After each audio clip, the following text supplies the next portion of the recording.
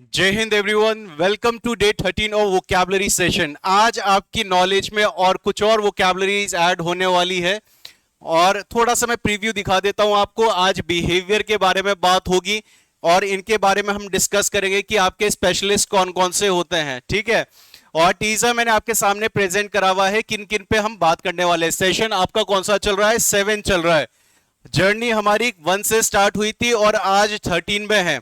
और मैं इस बात का एश्योरेंस दे सकता हूं, जितने भी स्टूडेंट ने सेशन को सीक्वेंस में देखा है तो उन्होंने गेन करा है, ठीक है। वो क्या वर्ड पावर जो है उन्होंने अपनी इंप्रूव करी है। इंस्ट्रक्शन सेम है जो मैं स्टार्टिंग से देता आ रहा हूं। सबको पेन एंड पेपर मोड में सेशन को देखना है और जितनी भी वोकैबुलरी सीखने को मिलती है उसको नोट डाउन करना है, ठीक है। मैंने स्टार्टिंग में एक बात बोली थी, जो भी इंस्ट्रक्शंस को फॉलो करेगा इंप्रूवमेंट उसको देखने को मिलने वाला है। अदरवाइज कहीं ना कुछ कमी रहने वाली है। तो बेटर क्या है, जो आपको बोला गया है उसको फॉलो करें। तो टीजर आपके सामने जैसे मूवीज आती है उसका प्रेजेंट होता है, तो उसकी तरह यहाँ पे भी वोकैबुलरीज का है। आज 10 वोकैबुलरीज सीखने को मिलेंगी आपको और फिर उसके रूट पे हम बाद में जाएंगे। पहले आज वोकैबुलरी सीखेंगे, फिर रूट पे हम बाद में जाएंगे। सो टीजर प्रीव्यू ये रहा।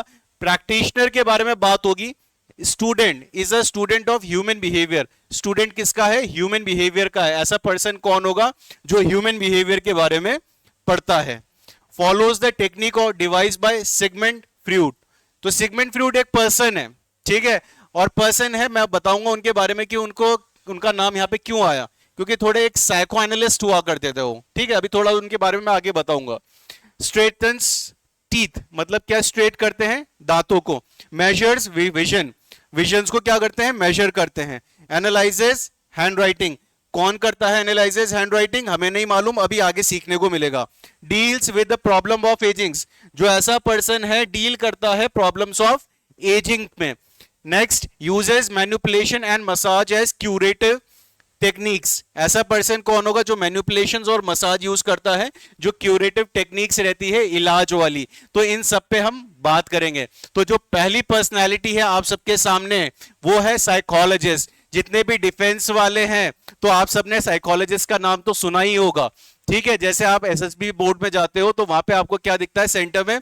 एक तो होता है आपका इंटरव्यूअर, फिर एक होता है जीटीओ और जीटीओ के बाद एक होता है साइकोलॉजिस्ट, जिससे आप मिले नहीं होते हो, देखे नहीं होते हो। बट साइकोलॉजिस्ट एक ऐसा पर्सन होता है जो आपकी इमेज अपने दिमाग में बना के चलता है, जो बिना देखे आपको बारे में बताता है। किसको? एक इंटरव्यूअर को और एक जीटीओ को।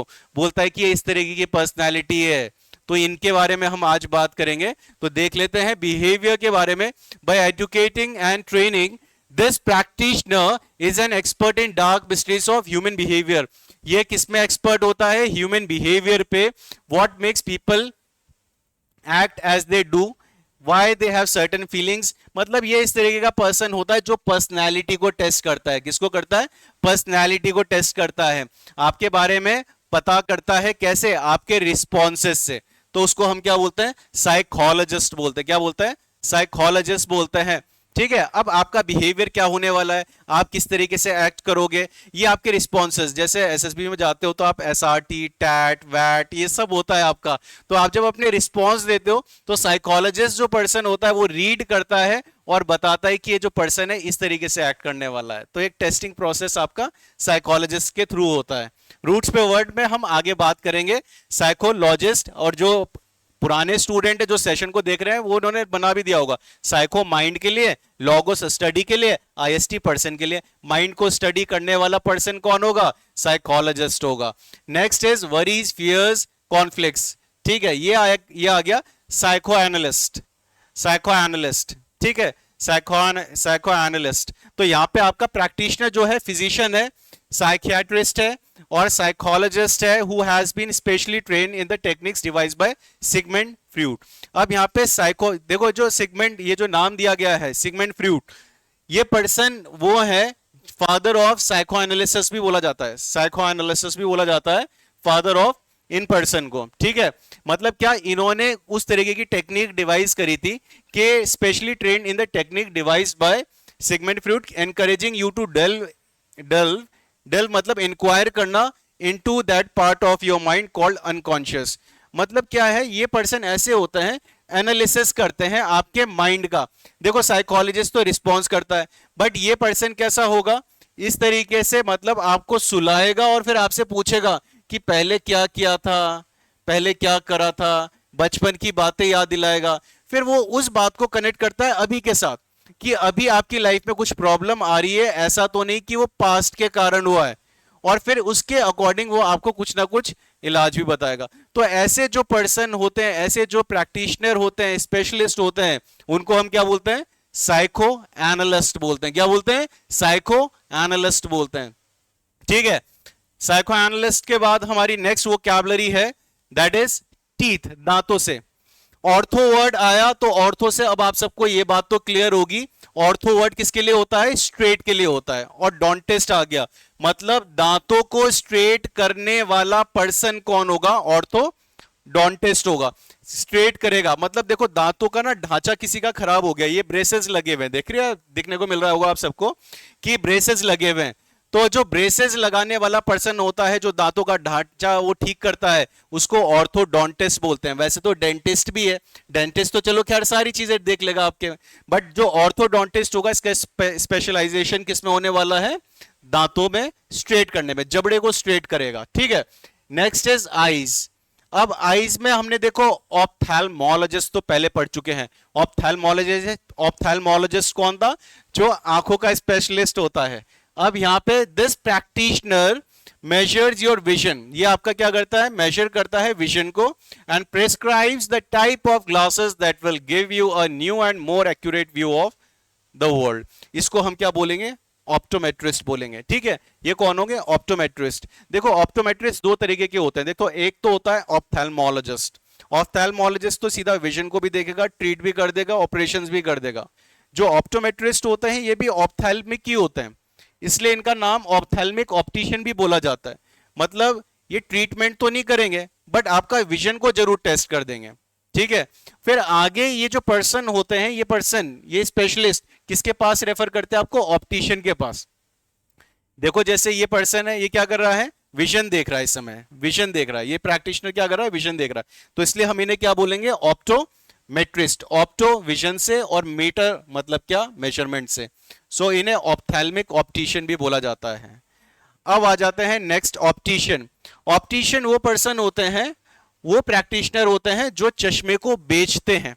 जो बेचने वाले होंगे उनको हम क्या बोलेंगे, ऑप्टिशियन बोलेंगे। क्या बोलने वाले हैं, ऑप्टिशियन बोलने वाले हैं। तो वोकैबुलरी आप सबके सामने है, इनको कॉपी भी करते रहे साथ साथ। ठीक है, थोड़ी थोड़ी देर में मैं साइड में भी हो रहा हूं, इसीलिए कि ताकि आपको वोकैबुलरी दिखती भी रहे।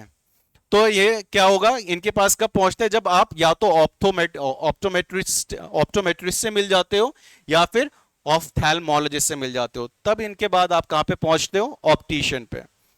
Next vocabulary, bones and blood vessels. अब आ गया ऑस्टिपैथ पे, ऑस्टिपैथ। अब ऑस्टिपैथ कौन होता है, ये प्रैक्टिशनर होता है ड्रगलेस टेक्निक, मतलब कोई ड्रग्स वगैरह रेफर करता ही नहीं है पर्सन।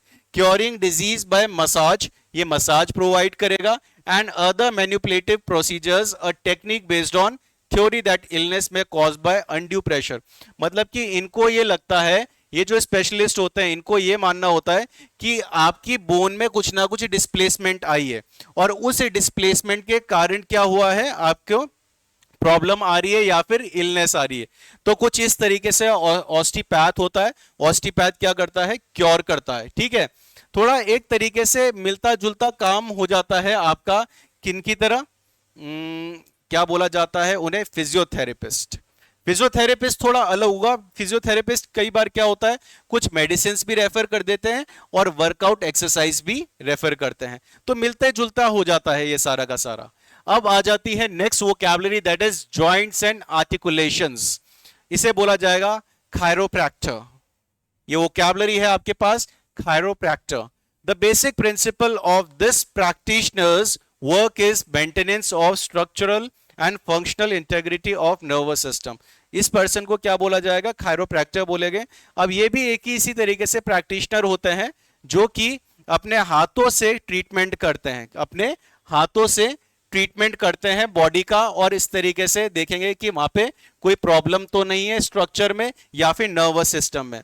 मतलब क्या देखते हैं, नसों को देख रहे होते हैं कि नसों में कोई चेंजेस तो नहीं आ गए या नस इधर से खिंच तो नहीं गई है। तो ऐसे जो पर्सन होते हैं उन्हें क्या बोलते हैं, कायरोप्रैक्टर बोलते हैं। Vocabulary is chiropractor. Next vocabulary is feet. अब वोकैबुलरी आ गई आपके पास फीट वाली। This practitioner treats minor foot ailments, corn, calluses, bunions, fallen arches, and may perform minor surgery. इन्हें बोला जाता है किरोपोडिस्ट। किरोपोडिस्ट बोलते हैं, वैसे से किरोपोडिस्ट बोलते हैं, किरोपोडिस्ट बोला जाता है। अब ये जो पर्सन होते हैं ये क्या करते हैं, प्रैक्टिस क्या करते हैं, फुट एलिमेंट्स को करते हैं। मतलब जो पाँव में प्रॉब्लम आती है ना उनको करा जाता है। अब कॉन्स बोला गया है, बनियंस बोला गया है। कॉन्स मतलब देखो पाँव में ना कई बार क्या होता है, आप देखना कि स्किन जो होती है रफ सी हो जाती है, बहुत हार्ड सी हो जाती है, उनको कॉन्स बोला जाता है। मक्की वाला कॉर्न नहीं है कि आप सोच रहे कि मक्की के बारे में बात हो रही है, मकई के बारे में बात नहीं हो रही है। फिर बनियंस, कल्यूसेस ये सेम ही होते हैं। बनियंस तो खैर उन्हें बोला जाता है जो आपका टो में, टो होता है, टो में जैसे आपका जो अंगूठा है, पाँव वाला अंगूठा है, उससे जो ज्वाइंट होता है, जो ज्वाइंट वाला पार्ट होता है उसको बोला जाता है। जैसे यहां पे अगर इस पाँव में बोले तो इस पाँव में ये जो पार्ट है, ये इनका अगर अंगूठा है, अंगूठे के बीच वाला ये जो पार्ट रहता है इसको बनियंस बोला जाता है। ठीक है, तो इसकी सर्जरी करते हैं, माइनर सर्जरी करते हैं, माइनर ट्रीटमेंट होता है, तो इनको किरोपोडिस्ट बोला जाता है, किरोपोडिस्ट। Next writing. अब आ गया ग्राफोलॉजिस्ट के बारे में। अब ग्राफोलॉजिस्ट कौन होता है, दिस प्रैक्टिशनर एनालाइजेस हैंडराइटिंग। ये एनालाइज क्या करता है, हैंडराइटिंग को। ग्राफ वर्ड राइट से रिलेटेड होगा, logos study and IST is for person. So this practitioner analyses handwriting. Handwriting को क्या करता है, एनालाइज करता है। डिटरमाइन क्या करेगा, आपकी राइटिंग से आपका कैरेक्टर कैसा है, आपकी पर्सनैलिटी कैसी है, एप्टीट्यूड कैसा है। और कई बार ये भी ऑथेंटिसिटी भी चेक करने के लिए बुलाए जाते हैं सिग्नेचर या फिर रिटन डॉक्यूमेंट्स के, कि वो आप ही ने लिखे हैं या फिर किसी और से लिखवा के लेके आ गए हो। तो ऐसे पर्सन को हम क्या बोलते हैं, ग्राफोलॉजिस्ट बोलते हैं। क्या बोलते हैं, ग्राफोलॉजिस्ट बोलते हैं। तो ये पर्सन कौन हो गया, स्पेशलिस्ट किसका हो गया, हैंडराइटिंग वाला हो गया। और ये पर्सनैलिटी भी बताते हैं, इसको भी याद रखना। ठीक है, कि मतलब जैसे अगर आपकी हैंडराइटिंग है, जैसे किसी ने यहाँ पे इस तरीके से एफ लिखा है तो यहाँ पे रिप्रेसिव बोल दिया उस पर्सन को। अगर इसने इस तरीके से लिखा है, सीधा है, तो डिसिप्लिन्ड हो गया, हल्का सा मतलब स्लांट है, स्ट्रेट स्लांट है। और अगर किसी का राइट हैंड की तरफ जा रखा है तो एक्सप्रेसिव है, मतलब बताने वाला है। तो ऐसे पर्सन कौन होते हैं, ग्राफोलॉजिस्ट होते हैं। इनके बारे में डिटेल में बात करेंगे, सारी की सारी बातें हमारी डिटेल में होने वाली हैं। आज सिर्फ वर्ड्स मिल रहे हैं आपको, रूट्स मैं आपको आगे कराऊंगा। गेटिंग ओल्ड, भैया बूढ़े होते जा रहे हो, तो बूढ़े होने वालों के लिए भी इलाज करने वाला होता है। और वो स्पेशलिस्ट कौन है, this social scientist deals with the economic, sexual, social, retirement and other problems of the elderly. तो जो ऐसा पर्सन होगा जो ट्रीटमेंट करता है बूढ़ों का, उनको क्या बोला जाता है, जेरोंटोलॉजिस्ट बोला जाएगा। क्या बोलेंगे, जेरोंटोलॉजिस्ट बोलेंगे, जेरोंटोलॉजिस्ट बोला जाएगा। तो ऐसे जो पर्सन होंगे, ऐसे प्रैक्टिशनर होंगे, उनको जेरोंटोलॉजिस्ट बोलेंगे। बट एक और चीज है, मैं आने वाले टाइम में आपको डिफरेंस बताऊंगा गेरियाट्रिक्स में और जेरोंटोलॉजी में। जेरियाट्रिक्स और जेरोंटोलॉजी दोनों डिफरेंस है, इन दोनों में डिफरेंस होगा। सो यहाँ पे किसके बारे में बात चल रही है, एल्डरली से रिलेटेड के बारे में बात चल रही है। और यहाँ पे जब बात होगी, कुछ तो कनेक्ट कर पा रहे होंगे कि IATRI आ गया, मेडिकल हीलिंग वाली बात चल रही है। ठीक है, तो ये थे, मैंने आज आपको कुछ स्पेशलिस्ट बताए, प्रैक्टिशनर बताए। आने वाली क्लास आपका डे 14 है, और डे 14 में आपके सामने प्रेजेंट करेंगे कुछ नए आपके सामने रूट्स, जो इन्हीं वोकैबुलरी से, ये जो मैंने लास्ट में करवाई है, इन्हीं वोकैबुलरी से कनेक्टेड रहेंगे। सो जो भी सेशन देख रहे हो अच्छे से देखें, नोट डाउन करते रहे, रेगुलर प्रैक्टिस करते रहे, इंप्रूवमेंट आएगा। और लास्ट में जब ये पूरे सेशंस कंप्लीट होंगे, तब हमारा भी एक अपना एटमोलॉजी का सेशन आएगा। और जब मैं ऐसी क्लास में आपके सामने कोई भी वोकैबुलरी बोलूंगा, तब आप इजीली कनेक्ट कर पाएंगे कि इस समय बोला क्या जा रहा है। So that's all for today everyone. सीखते रहें, हार ना माने, मैक्सिमम वोकैबुलरी करें, रेगुलर पढ़ें और अपने आप को अपडेट करते रहें। जय हिंद।